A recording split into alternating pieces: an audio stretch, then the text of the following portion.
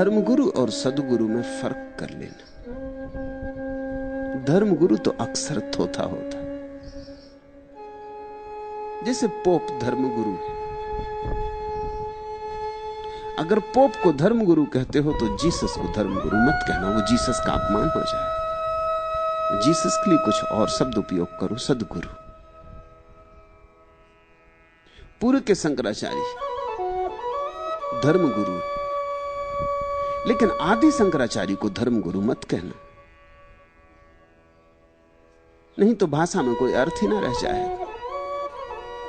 आदि शंकराचार्य सदगुरु, कबीर सदगुरु हैं। पहली बात, धर्मगुरु नहीं। धर्मगुरु पहले से चली आई परंपरा का हिस्सा होता है। सदगुरु एक नई परंपरा का जन्मदाता है। धर्मगुरु की पुरानी साख होती, उसकी दुकान पुरानी है,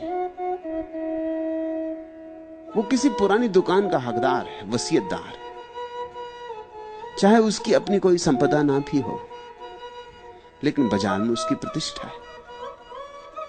सदगुरु अपने पैरों पर खड़ा होता, आबासा से शुरू करता, उसकी कोई पुरानी प्रतिष्ठा नहीं, इसलिए सदगुरु को कठिनाई होती, उसे सब काम फिर से नए सिरे से जमाना। जैसे कि तुम एक पैसा लेके, एक पैसा भी ना लेके बाजार में खड़े हो जाओ और काम शुरू करो, तो जैसी कठिनाई होती वैसी कठिनाई सदगुरु की। तुम्हारे पिता चल बसे और करोड़ों रुपया वसीयत में छोड़ जाएं, फिर तुम दुकान शुरू करो, स्वभावतः तुम्हें सुविधा होती। पिता की साख, दुकान का नाम, बाजार के संबंध, जाने माने लोग, सब काम चलता हुआ व्यवस्थित, तुम सिर्फ पिता की जगह बैठ जाते हो। धर्मगुरु वसीयत से होता है, सदगुरु अनुभव से। बुद्ध सदगुरु है, कृष्ण सदगुरु है, क्राइस्ट सदगुरु है, कबीर सदगुरु है। तो पहला तो फर्क यह समझ लेना कि वो धर्मगुरु नहीं है। और मजा यह कि धर्मगुरु के पास धर्म होता ही नहीं, सिर्फ साख होती। सदगुरु के पास धर्म होता है, साख नहीं होती। धर्मगुरु के पास तो व्यवस्था होती, जमा हुआ संप्रदाय होता है, अनुयायी होते।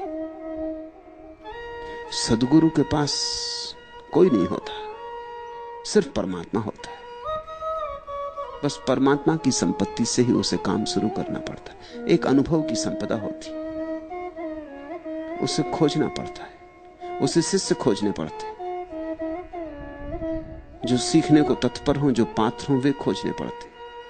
और स्वभावतः यह आसान नहीं है शिष्यों का मिलना, क्योंकि शिष्य किसी न किसी संप्रदाय के हिस्से होते। अब तुम यहां मेरे पास इकट्ठे हुए हो, कोई हिंदू है, कोई यहूदी है, कोई मुसलमान है, कोई जैन, कोई बौद्ध, कोई सिख है। तुम किसी परंपरा से बंधे हो, किसी परंपरा में पैदा हुए हो।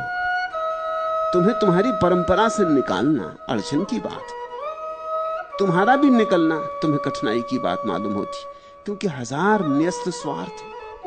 एक सज्जन ने कुछ दिन पहले आके कहा, संन्यास लेना चाहता हूं, लेकिन लड़की की मेरी शादी हो जाए। मैंने पूछा, लड़की शादी से संन्यास का क्या संबंध? उनका संबंध ऊपर से न दिखाई पड़े, भीतर से।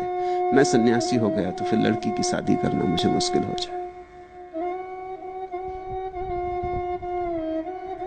फिर तो मेरे समाज संप्रदाय के लोग नाराज हो जाएंगे। तो और 6 महीने की बात है, किसी तरह यह विवाह निपट जाए, फिर मैं निश्चिंत हूं, फिर कोई डर नहीं। तो ऐसे हजार छिपे हुए डर हैं। लड़की की शादी करनी, लड़की की शादी करनी। घेरे के बाहर निकल आओ किसी संप्रदाय के, तो ऐसे ही माफ थोड़ी कर देता है संप्रदाय, कष्ट देता, दंड देता, सब तरह से उलझने खड़ी करता। सामाजिक संबंध से जो सुविधा मिलती थी वो सब बंद हो जाएगी। कल तक जो अपने थे वो पराये हो जाएंगे और नाराज और तुम्हें नुकसान पहुंचाएंगे।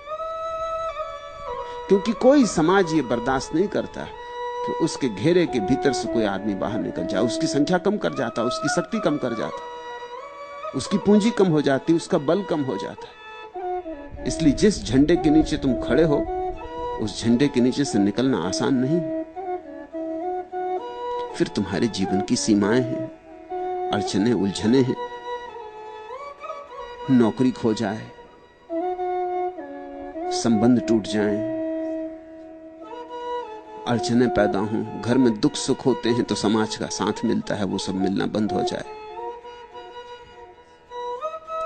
ये सारी अड़चनों के कारण आदमी सद्गुरु के साथ नहीं जा पाता, उसे धर्मगुरु के साथ ही खड़े रहना पड़ता। तो कबीर अपूर्व थे, लेकिन स्वभावतः तुलसीदास के साथ जितने लोग गए उतने कबीरदास के साथ नहीं गए। तुलसीदास धर्मगुरु, कबीर सद्गुरु, दोनों अनूठे।